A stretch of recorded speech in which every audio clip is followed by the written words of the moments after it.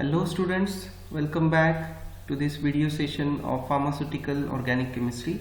So in today's video session we will be discussing about the IUPAC rules for nomenclature of ethers and thioethers.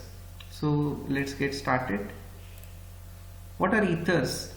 These are the compounds having two same or different alkyl or aryl groups bonded to an oxygen atom. Okay, and these ethers can be represented by the general formula as R O R dash.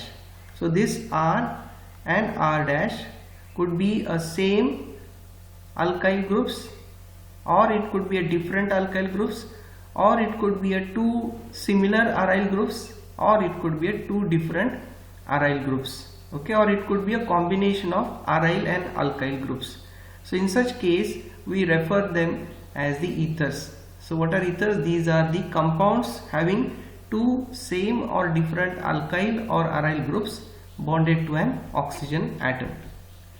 We can have the sub classification of ethers as we have done for the alcohols.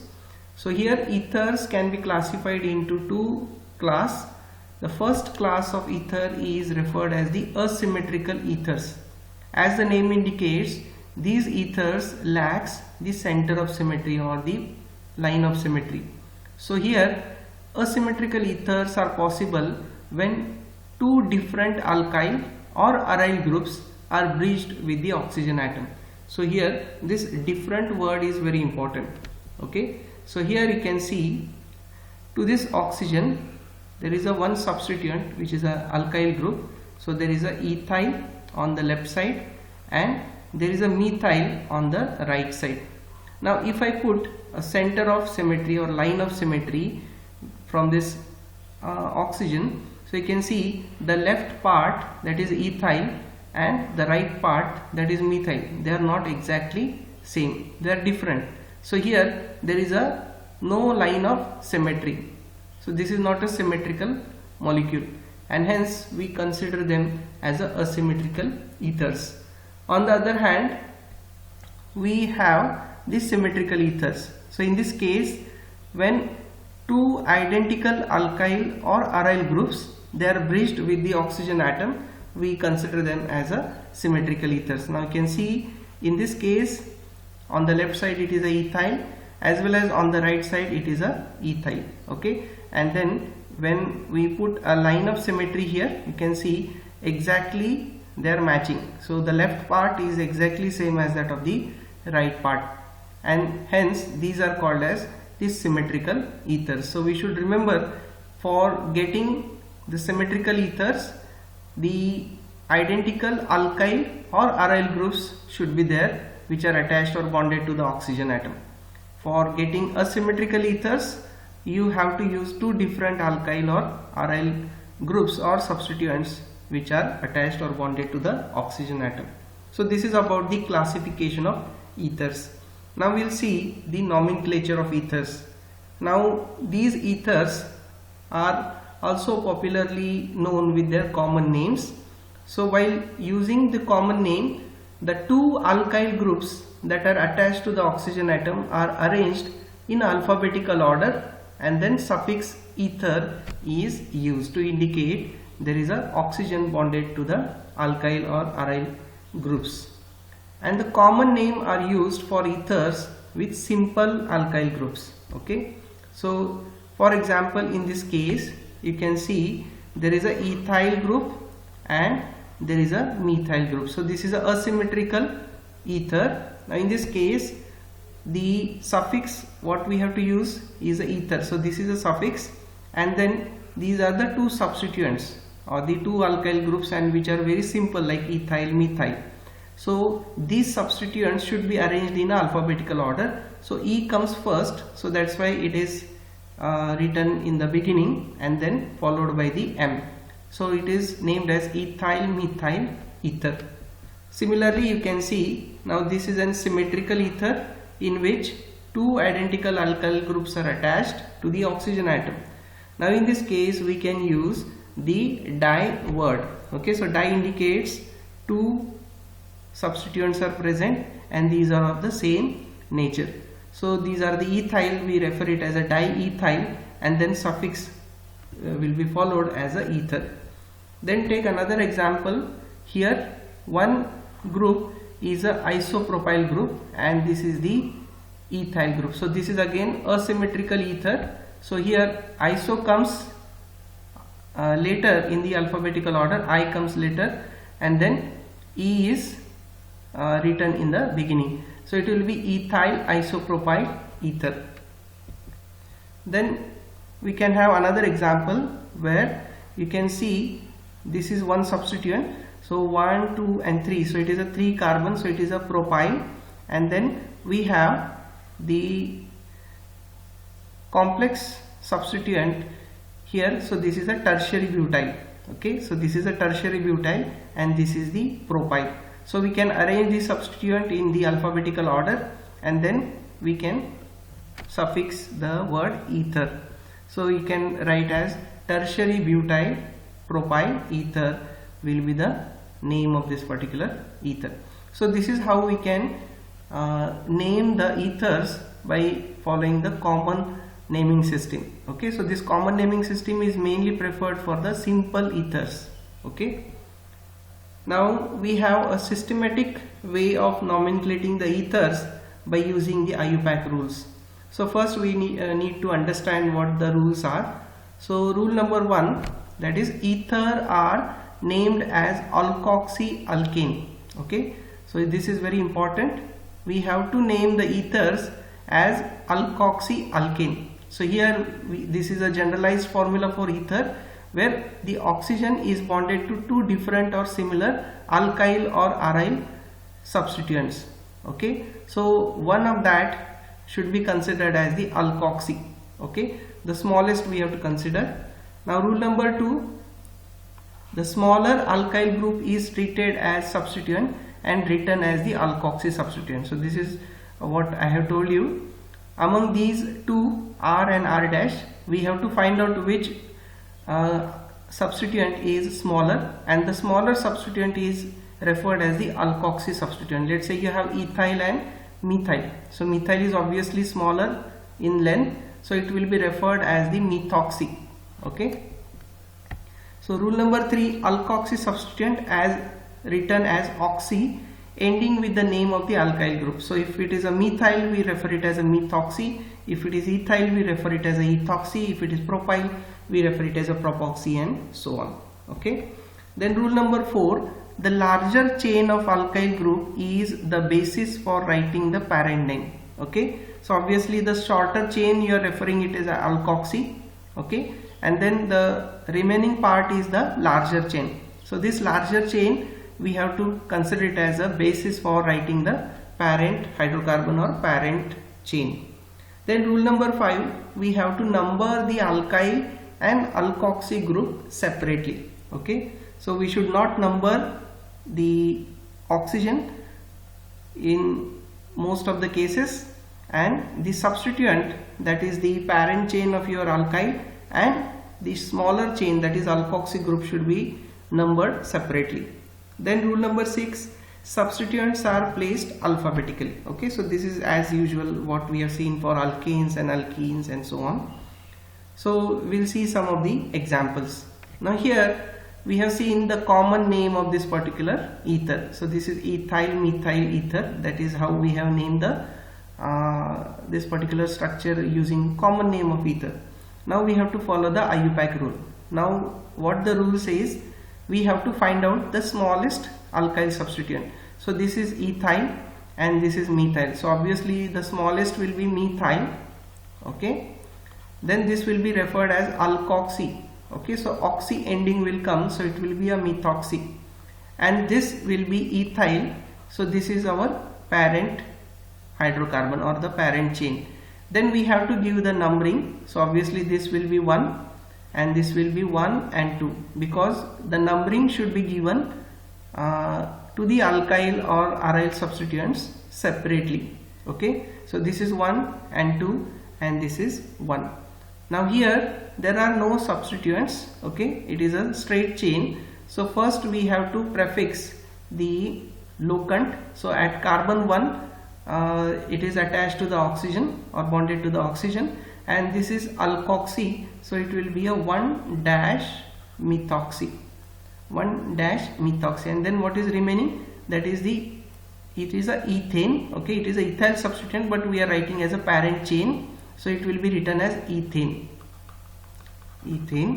Now we should remember, when we are writing this larger substituent, this should be prefixed as a parent chain, so it will be 1-methoxyethane. So without space you have to suffix the ethane to this particular prefix. So the correct IUPAC name for this structure will be 1-methoxyethane. Okay, then we'll take another example. Now in this case both are same, both are ethyl. Okay, now in this case what we can do, we can select any one of the substituent as alkoxy. Okay, so the numbering will be like this. Now let's say if I am taking this as the alkoxy, so it will be ethyl, so it will be ethoxy. Okay, and here the ethyl group is attached or bonded to the oxygen at carbon 1, so we can write 1-ethoxy, and this is ethane.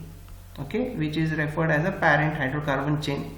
So the correct name for this compound will be 1-ethoxyethane. So this is how we can name the ethers using the IUPAC nomenclature. We'll take some more examples. Okay, now here you can see there is one substituent as ethyl and there is another substituent as a propyl.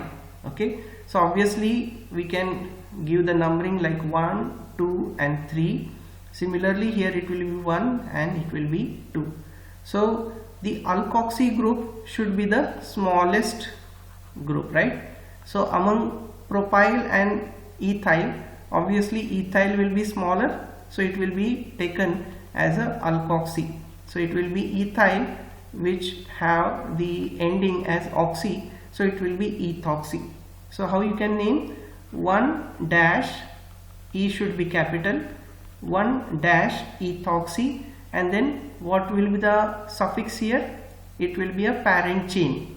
Okay, because the ether does not have any ending letter or the suffix, so it will be propane.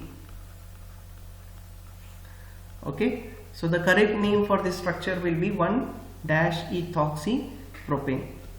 Now we will see another example. So again this is the smallest alkyl substituent and this is relatively largest alkyl substituent. So this will be considered as the alkoxy, so it will be methoxy. And then here you can give the numbering.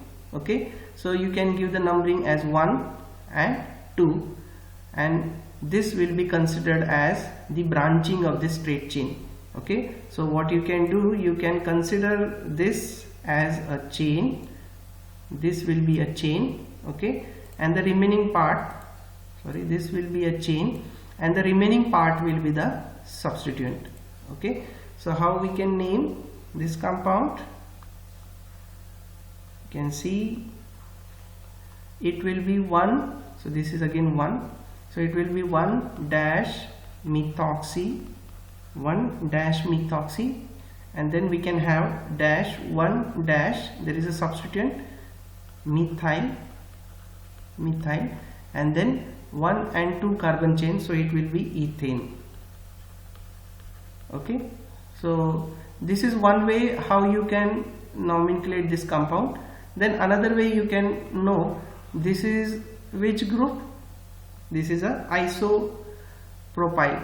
Okay, so we can write another way of this structure, 1-methoxy, and this is a isopropane.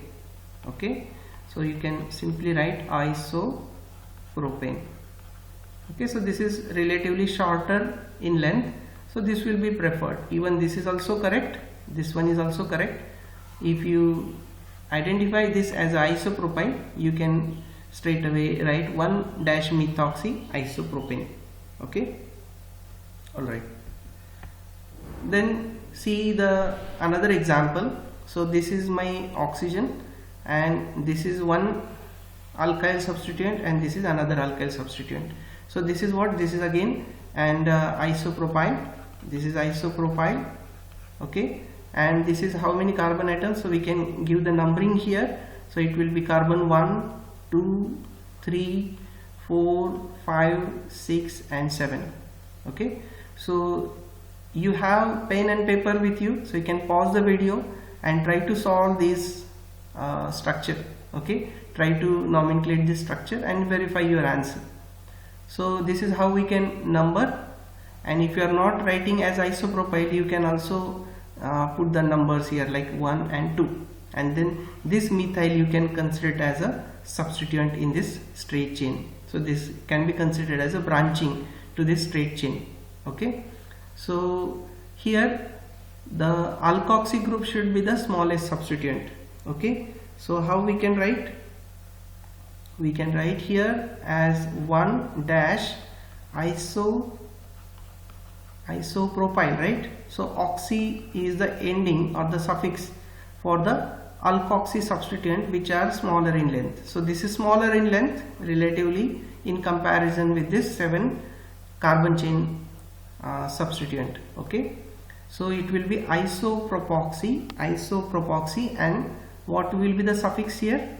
It is a 7 carbon chain hydrocarbon.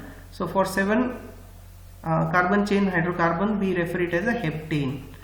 Okay, so this is how simply we can nomenclate this compound, 1 isopropoxy heptane. So some student can also write, considering this methyl as a branching to this straight chain, so they may write 1 methyl dash 1 dash ethoxy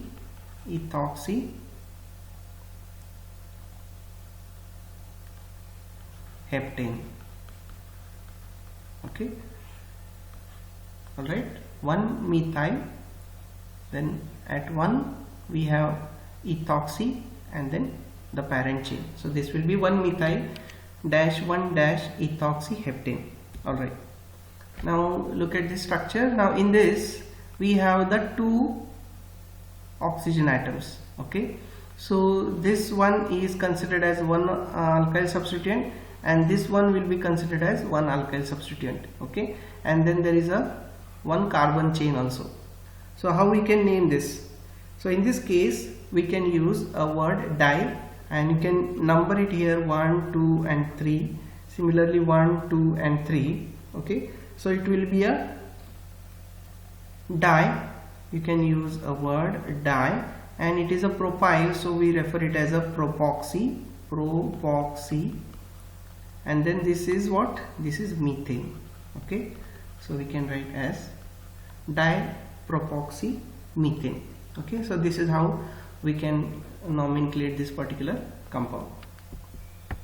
Then next one, so again this particular substituent is isopropyl, and here you can see this is a kind of tertiary butyl. Okay, so if you want to nomenclate this, let's say I am referring this as 1 and 2, and this methyl I am considering as a substituent. Then similarly this is 1 and 2, and then this methyl and this methyl I am referring it as a substituent, as a branching. Okay, so the smaller group we have to consider it as a alkoxy. So obviously this is smaller group as compared to this one. Okay, so it will be referred as 1 dash iso, I should be capital, isopropoxy, isopropoxy. Okay, then dash, again at carbon 1 we have 2 methyl. Okay, so it will be 1, 1 dash dimethyl. Okay, it is same as that of alkane we have studied, and then it is a 2 carbon chain substituent, so it will be ethane. Okay, so this will be the correct name. You can also refer this methyl as a substituent, and you can also write in a different way, but this is a shorter length name for this particular structure. Okay, so it will be 1 isopropoxy 1,1-dimethyl ethane. Okay, then you can use this as a practice question and you can try to solve and comment your answer in the chat box. Okay, so this is a cyclohexane and this is a methoxy. Okay, so which one you will consider? This is a aryl substituent, okay, and this is the alkyl substituent. So it will be 1 methoxy and then you have to prefix the cyclic structure. Okay, you can try this. Then you can also try the next structure. So here you can see there are two functionalities, one is ether and other one is alkene. So there is a double bond. Okay, so in this case the ether will have higher priority over the alkene. Okay, so this will have the first priority and then this will be a second priority. So you can try this also. This will be number 1, this will be 1 and 2. Okay, so this will be a ethene and then the remaining part I think you can write. You can comment your answer in the chat box. Okay, alright. Now when oxygen is an atom in a 3-member ring, okay, when oxygen is an atom in a 3-member ring, the systematic name for cyclic ether is oxirane. Okay, or it is also referred as oxacyclopropane. So we know the smallest possible cyclic structure is with the 3 atoms. So here ethene is undergoing the reaction, okay, with this particular catalyst. So ethene will be converted to the cyclic structure, it is as oxirane. Okay, so we refer these as oxirane. Compounds such as oxirane, these are also called as the epoxides. Okay, so in some organic chemistry reactions we will be discussing these. So you should remember what are epoxides. Epoxides are nothing but these are the cyclic structure which have the oxygen as one of the atom in the cyclic structure, and these are named as the oxidation products of corresponding alkenes. So here in this case, for example, we have done the oxidation of ethene and it has given the cyclic epoxide, that is the oxirane. Okay, so compounds in which an atom other than carbon is a member of a ring are known as the heterocycles. So if you remember, in the first class of our organic chemistry we have discussed the classification of organic compounds, and there we have seen the cyclic compounds in which the one of the carbon is replaced with the heteroatom like nitrogen, sulfur, oxygen and so on. So in ethers, these are the cyclic ethers where heteroatom is oxygen. So here you can see it is a cyclopentane in which one of the carbon is replaced by the oxygen. So we can name this as oxacyclopentane. This is also referred as the tetrahydrofuran, okay, because there are 4 hydrogens on this particular ring. Okay, so it is a very popularly used solvent in the organic chemistry for various reactions. THF, it is abbreviated as THF, that is tetrahydrofuran, and it can be named as oxacyclopentane. Then similarly you can have a 6-membered cyclic structure in which there are 2 oxygen atoms at 1 and 4 position or para to each other. So this will be 1,4-dioxacyclohexane. Di word will be used to indicate 2 oxygen atoms, and oxa will be used for indicating the oxygen, and they are present at 1 and 4 position like this, 2 and 3 and 5 and 6. Okay, it is also referred as 1,4-dioxane. Then there is a cyclic structure in which 1 oxygen atom is present, so this will be oxacyclohexane. So this is a pyran, okay, it is a common name, so it is a oxacyclohexane. So this is how we can name the cyclic ethers which have the heteroatom as oxygen. Okay, then next is the thioethers. So as the name indicates, thia is indicating there is a presence of sulfur atom. So sulfur analogues of ether are named as sulfides or as alkyl thioderivatives, which are comparable to the alkoxy. Okay, so we have referred when the ether is present, the smallest substituent, we refer it as alkoxy. So in case of thioethers, we refer it as a alkyl thioderivatives of a parent molecule. For example, in this case you can see the oxygen place has been taken by the sulfur. Okay, so we can refer this as methyl thiomethane. Okay, so the smaller substituent, so here it is same, so one of the substituent we have taken it as alkyl thio, like alkoxy for ethers. So for thioethers we have taken as alkyl thio, so it will be a methyl thio and then the parent chain as methane. It is popularly referred as dimethyl sulfide, okay, because they are also named as sulfides. Then similarly you can have the two ethyl groups. So these are again asymmetrical thioethers. You can have asymmetrical thioethers also when two different substituents are attached to the sulfur atom. Okay, so this will be ethyl thioethane, or it can also be referred as the diethyl sulfide. So compared to ethers, the number of thioethers which are present in the organic chemistry are very few. Okay, so they are not much important as far as the pharmaceutical chemistry is concerned. Okay, but we should able to understand what are thioethers and how we can name the simple thioethers which are there in the organic chemistry. Okay, so this is all about the nomenclature of ethers and thioethers. Hope you have understood these nomenclature for ethers and thioethers. Thank you for watching this video.